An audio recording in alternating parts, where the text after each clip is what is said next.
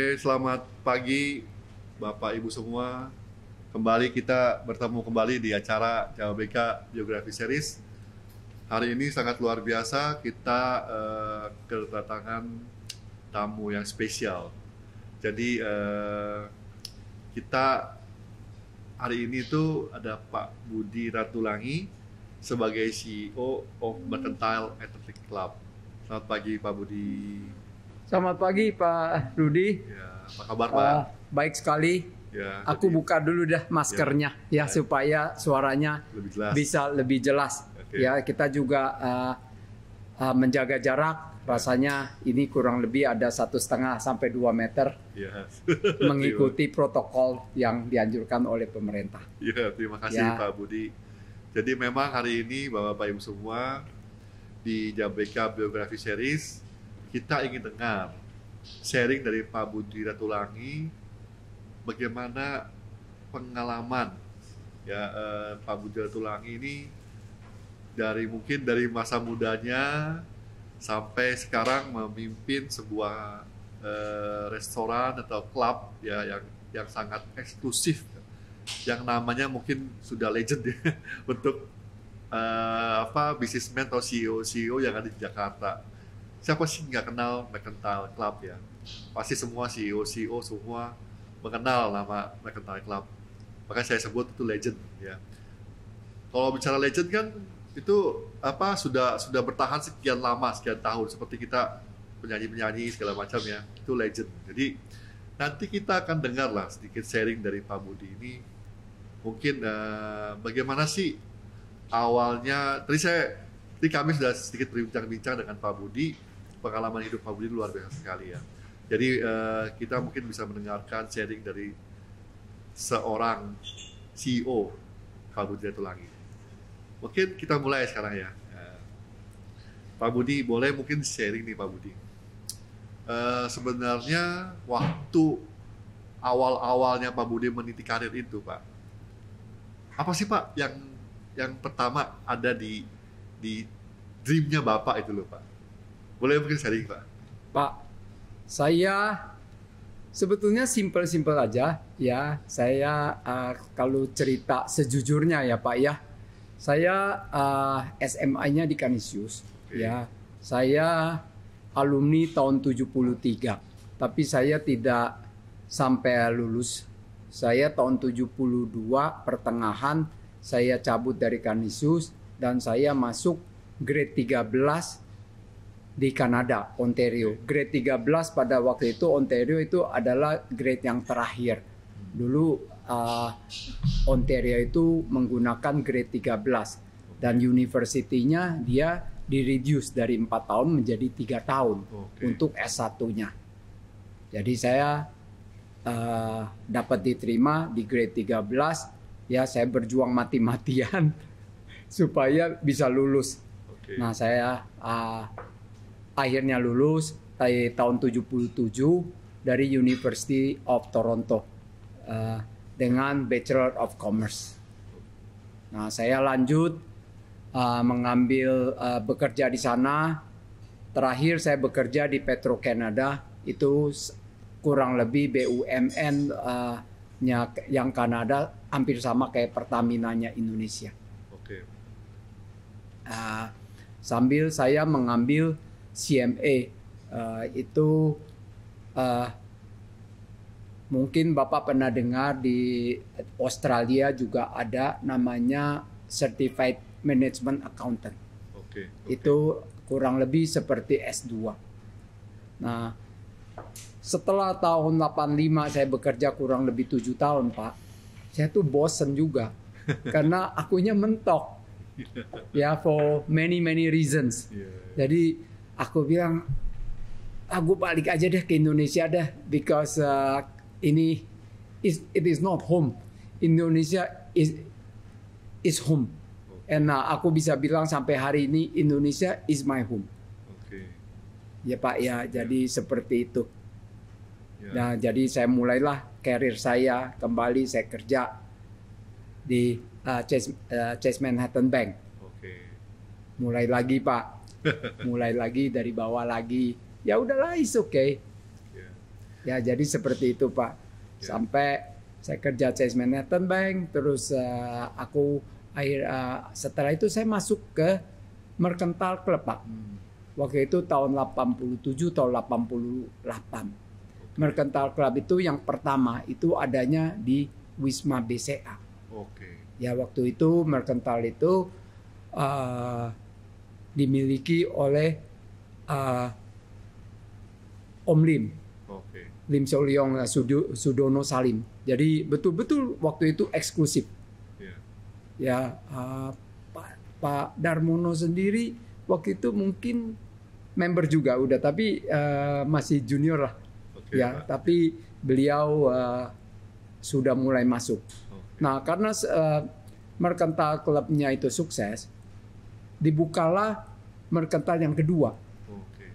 Namanya Mercantile Athletic Club. Jadi ini ditujukan untuk orang-orang yang lebih muda. Oke. Yang itu waktu itu yang senior-senior, dan ini yang atletik yang untuk junior-junior. Oke. Ya Pak ya. Mercantile Athletic Club itu sukses banget. Oke. Karena kita waktu itu satu-satunya gym yang besar. Ya. Kita punya gym lumayan besar waktu itu. Waktu itu belum ada yang namanya Gold Gym, Fitness Plus, dan Select. Ya. Jadi kita yang terbesar. Ya, kita punya member pada waktu itu kurang lebih 2.000 Pak. Tapi kita di tahun 98 kita habis-habisan Pak, kena kita 98 karena semuanya US dollar waktu itu. Kita jusnya US dollar. Semua US dollar. Waktu itu orang bule kita Pak, itu kurang lebih ada 7 atau 8. Oke. Ya udah, nggak tahu bagaimana ada Pak, tapi we survive. Ya. We survive Pak. Ya, sampai hari ini. Oke. Jadi kurang lebih seperti itu Pak. Ya. Nah, saya sendiri terus terang yang untuk klub ini saya sebetulnya tidak terlalu aktif Pak. Ke saya sendiri ada manajemen company saya sendiri ya, yang mana saya sesuai dengan keahlian saya di accounting dan manajemen Pak. Nah, di Astra pun saya adalah salah satu dari audit committee. Oke. Dan saya audit committee di Astra sampai hari ini. Hari ini saya audit committee di grupnya ACC. Oke. Ya, waktu kurang lebih 20 tahun yang lalu saya udah audit committee di AOP. Oke. Oke. Jadi seperti itu Pak. Ya, Pak Budi. Nah, dibandingkan yang lain-lain, mungkin saya nggak ada apa-apanya Pak. Ini apa Pak Rudi, Pak Darmono yang itu tidak ada apa-apanya Pak. Iya. Nah, cuman kelebihannya saya bisa bertemu mereka-mereka ini. Sejak saya di Mercantile Club, ya, saya ketemu Om Lim. Ya. Biasa-biasa aja Pak. Waktu itu Om Lim, ya mungkin kalian masih SD kan. Aku nggak tahu Pak Rudi masih SD atau enggak. Wah, itu Om Lim very powerful Pak. Ya. Ya. Ya. Jadi seperti itu Pak. Ya, Pak Budi. Menarik sekali loh Pak Budi sharingnya. Jadi memang kalau kita bicara tahun 98 deh Pak Budi ya, mungkin memang tough sekali kan ya. Nah, sama mungkin teman tahun lalu, tahun 2020 juga tough ya, dalam situasi kondisi yang berbeda. Nah, ini yang menarik kan Pak, baik Mercantile Athletic Club maupun Jababeka ini, kita actually in the same boat Pak, tapi kita bisa survive gitu. Nah, ini yang mungkin Pak Budi juga boleh sharing juga nih Pak. Kan bicara mengenai survive ini kan berbeda-beda Pak kondisinya. Tapi now we can see kan, kita sekarang Bapak Ibu semua ada di salah satu grupnya Mercantile Athletic Club di Polo Club Lounge ini. Ini juga salah satu proven ya bahwa grup ini tuh tetap bisa bertahan sampai hari ini, dan kita believe ya Pak ya, we can still survive gitu. Nah, Pak Budi, Boleh sharing juga nih Pak, kiat-kiatnya. Pak, waktu COVID Pak ya, itu kita dihajar COVID-nya kurang lebih Maret 2020 Ya, Pak ya. Saya itu ketemu Pak Darmono. ya, Pak Darmono kan masih datang ke Mercantile Club. Dia bilang, saya, Bud, kita nggak tahu loh, bisa survive 3 atau 4 bulan lagi. Dari cash flow, terus ini, itu, semua orang ketakutan. Saya juga takut Pak. ya, Maksudnya, waduh, gua kalau kena COVID, kemana nih? Ya teman-teman ada yang cerita begini, ada yang meninggal, dan itu dan itunya. Ya. Nah, tapi ternyata kita udah 1.5 years. Ya, sekarang aku rasa harusnya we should be okay ya. Ya, we should be okay. Dan menurut saya juga kita nggak ada pilihan, we have to be okay. Masa kita mau nyerah? Udah tanggung gitu. Dan aku rasanya sih positif. Kita lihat aja lah. Mirip-mirip tahun 98 Pak. Ya, mungkin 98 memang beda seperti Pak Rudi bilang ya Pak ya. We didn't know what to do Pak. Setuju Pak. Nggak tahu. Kalau dihitung utang, waduh utang gua US dollar kali 8 gimana bayarnya ini? Minus Pak semua Pak. Betul-betul minus. Utang dikonvert menjadi rupiah dibandingkan sama aset kita minus Pak. Nah sekarang sih rasanya sih nggak minus Pak, tetapi kita takut mati juga Pak. Nah saya pribadi Pak, saya terus terang ada teman yang dokter Pak, dokter jantung. Saya tanya dia, dok, gimana nih gue? Dia bilang, Pak Budi, yang penting kita sehat. Jadi dari sejak bulan Juli, bulan Agustus Pak, saya itu betul-betul saya makannya sehat Pak. Ya itu gampang Pak sebetulnya kalau Bapak mau makan sehat Pak ya. SOS Pak. Wah, apa tuh Pak? Jadi no salt, no oil, no sugar. Easy kan Pak? Easy, very easy sebenarnya. Very easy kan Pak? Tapi itu very hard. Setuju. Kedengarannya easy. Semua yang kita makan ada saltnya, semua yang kita makan ada sugarnya. Nah, terus semua ada oilnya. Susah juga ya. Tapi kalau Bapak mau selamat, Bapak trust me Pak. Jadi itu namanya SOS dan yang aku makan itu adalah plant based. Ya kalau Bapak mau in more detail, I can share with you. Nah,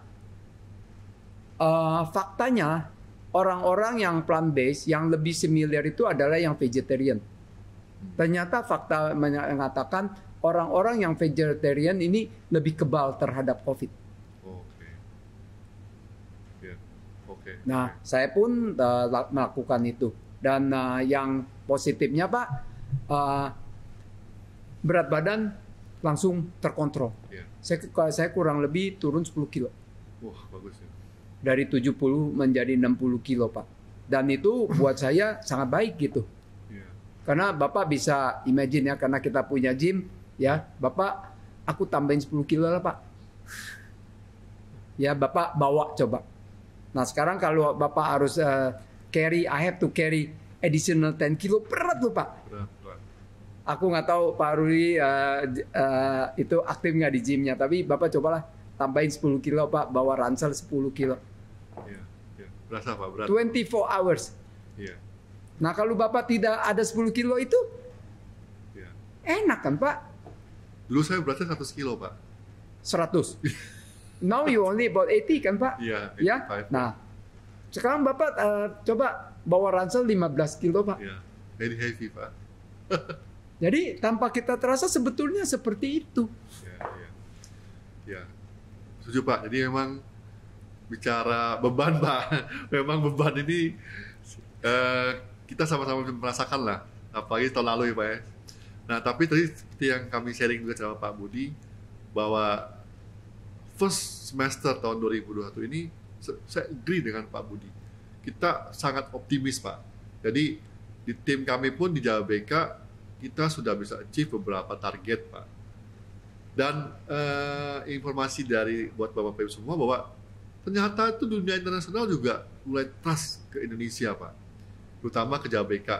Mereka juga banyak invest ke kami. Nah, ini mungkin suatu good news, Pak, buat kita semua ya, Pak Budi ya, bahwa oh ternyata setuju dengan Pak Budi. Pandemic is pandemic. But kan life must go on, Pak. Masa seperti Pak Budi, Benar sekali, Pak. masa mesti diam? Toh mau diam ataupun mau jalan Mati juga.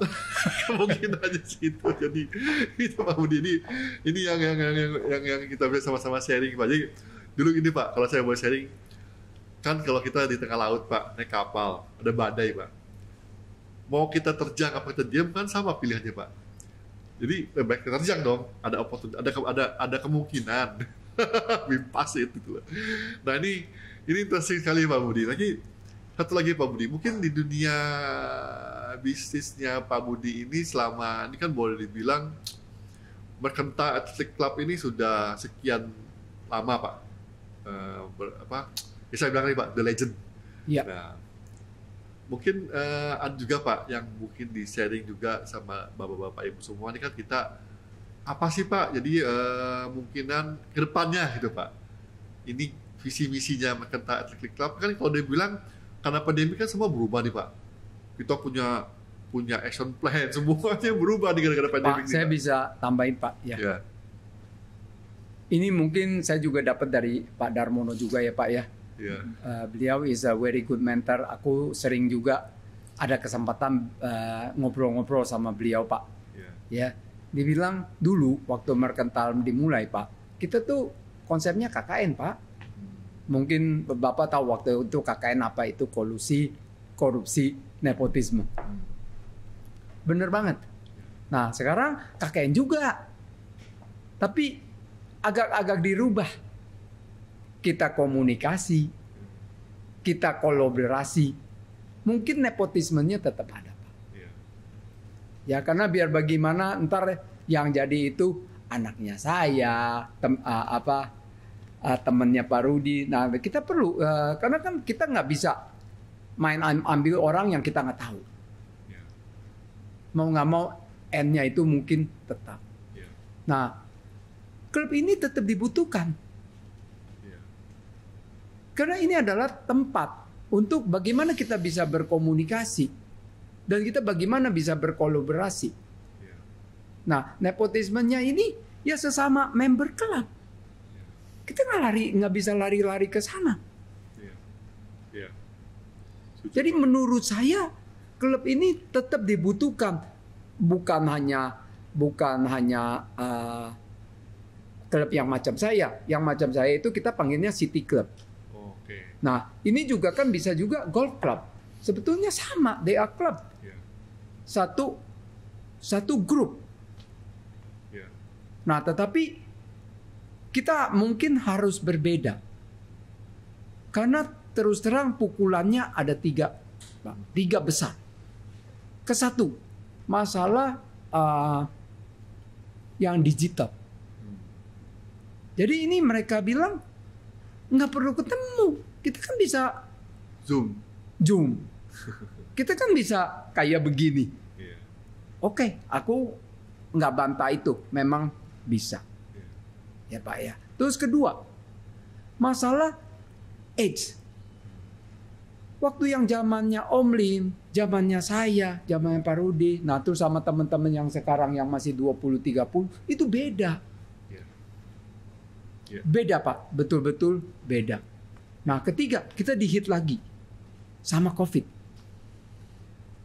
Benar-benar 3 pukulan ini untuk bisnis yang seperti Mercantile, Pak, habis-habisan, Pak.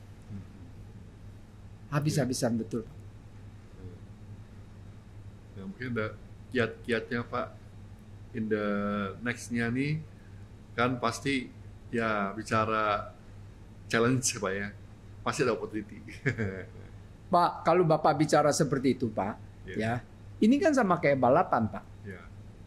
Ini tikungan. Oh, ya. Nah, tinggal gue berani nyelip nggak? Ujung-ujungnya bisa juga jatuh loh. Nah, tapi kalau misalnya jalan lurus, ya Pak ya. Ya.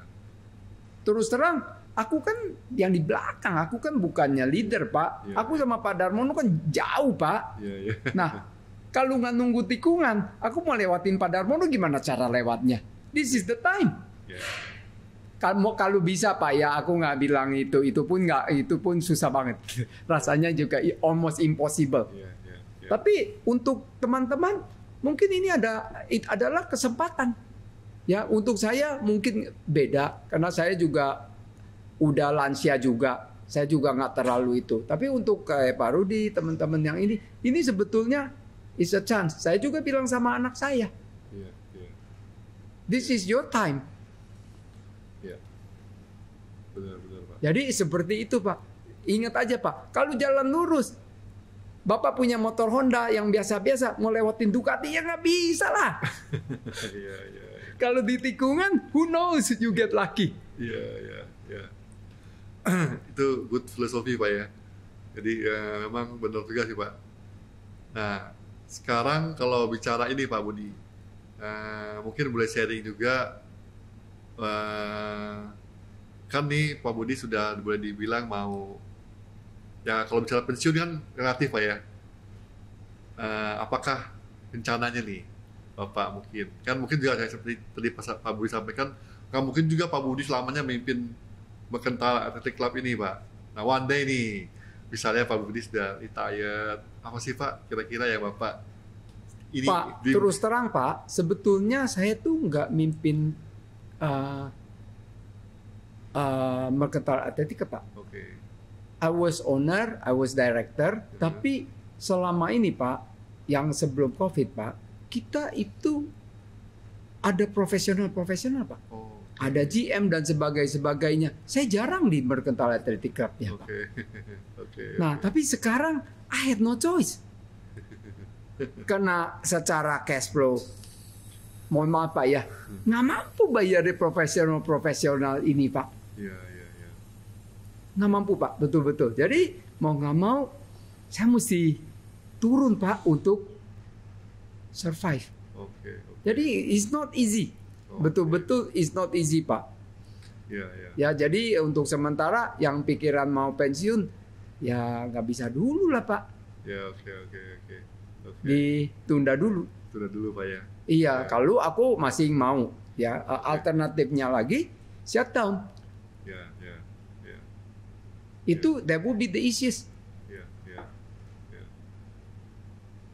Ya, tapi kita percayalah Pak ya, setelah melihat perkembangan sekarang ini, ekonomi sudah mulai bergerak lagi, mudah-mudahan juga ada impact-nya Pak buat kita semua. Jadi mungkin kayak kami pun sama sih Pak waktu arahannya tahun lalu, dan mungkin sekarang juga masih sama sebenarnya Pak.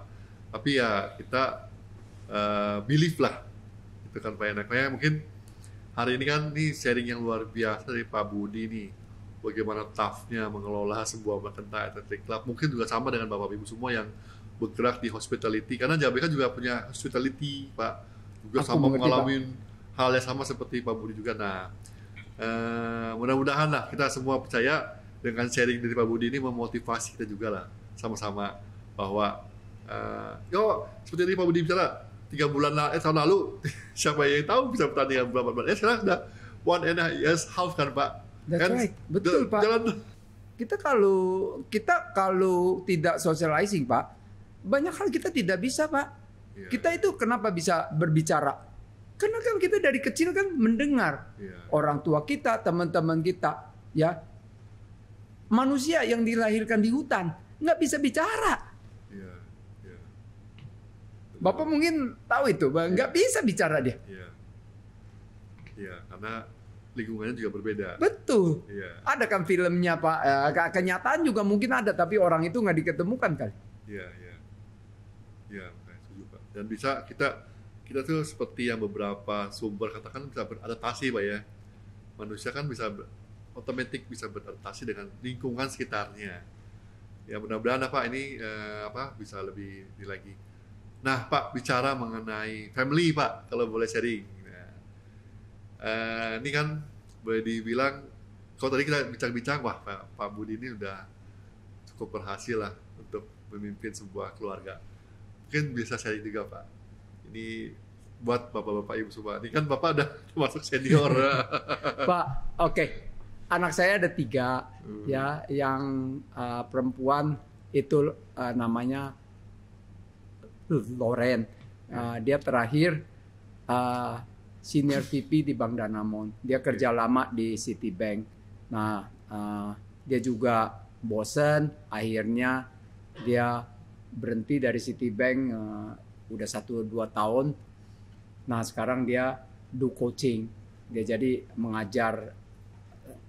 Jadi dia freelance Pak. Oke. Hari ini kalau nggak salah dia lagi di Bali lagi ngajar coaching siapa lah Pak. Oke. Ya, aku boleh bilang dia cukup berhasil. Oke. Anak yang kedua saya kurang lebih umurnya 30 tahunan. Nah, dia juga sekarang di OCBC Bank. Oke.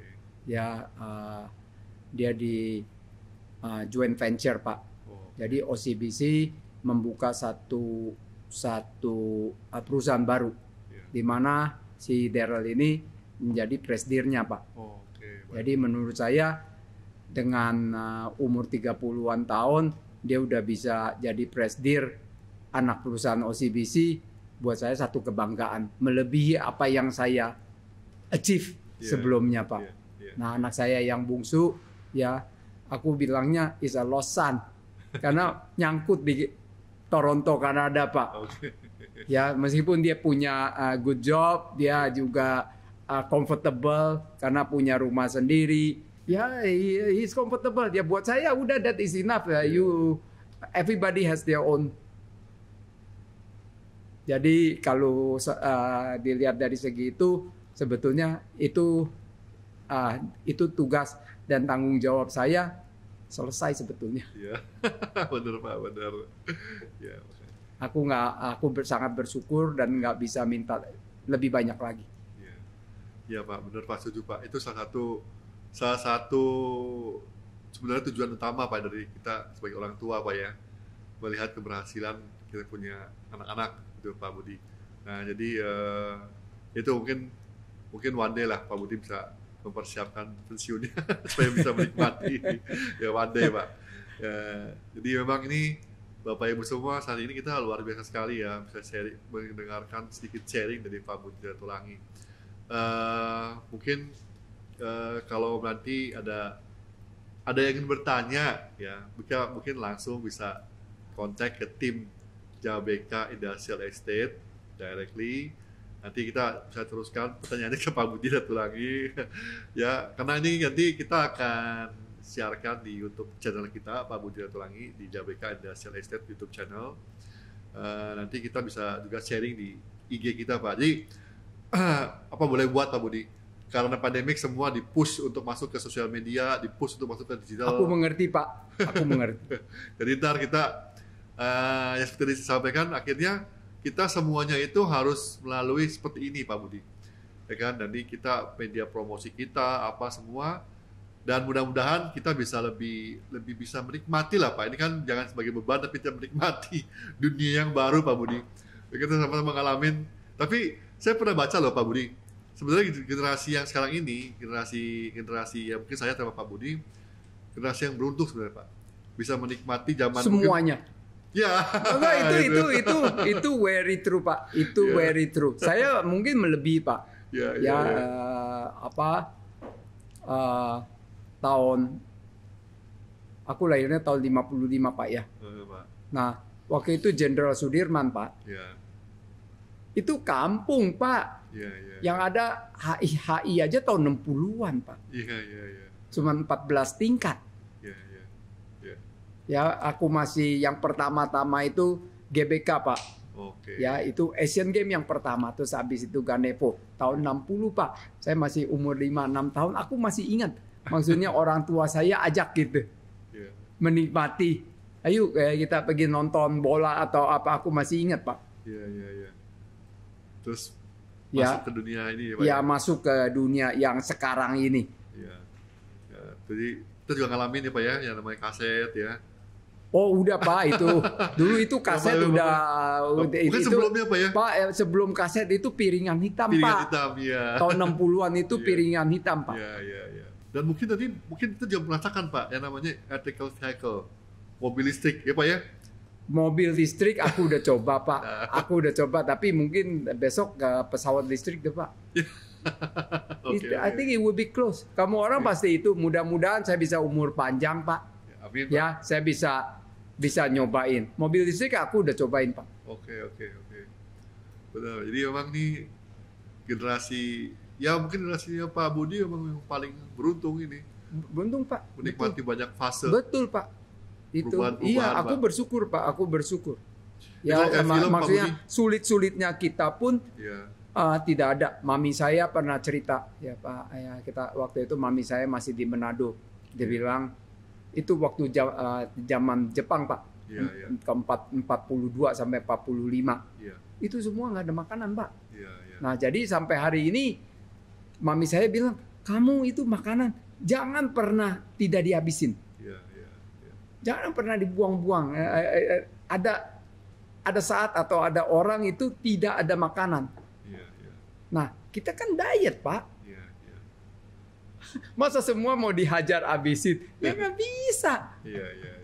Tapi aku tetap jadi pesennya dikit-dikit lah, jangan itu, jangan nggak dihabisin. Masih banyak orang-orang yang Membutuhkan ya. yang membutuhkan yang nggak Iya. itu. Ya, setuju sekali Pak Budi.